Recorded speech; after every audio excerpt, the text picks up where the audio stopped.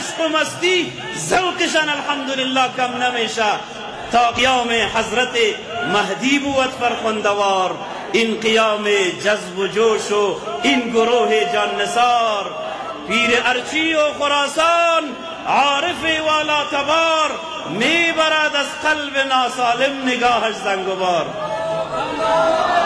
الله اکبر. آن کاروانی هست که حضرت سپه سالار کاروان جناب ایشان اگر از دنیا تشریف میبرند بلکها و هزارها خلفا بجا مگذارن که هر کدامش در معرفت رب العالمین متخصص است، هر کدامش صاحب شریعت و طریقت است و همه جامع ظاهر و باطن هستند و ای از کرامات و کمالات ظاهر و مبرهنشان است.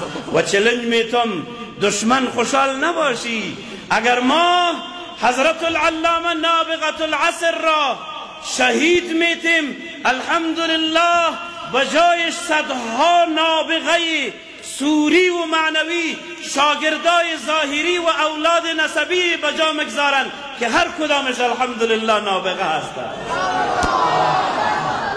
شیشه اگر بشکند هر پارهش خنجر شود. خوش نباشی که ما اگر مفتی محمد نعمان فضلی را از دست میتیم و شهید میتیم، الحمدلله بجایش هزاران فضلی دیگری تربیت شده به دست میاریم.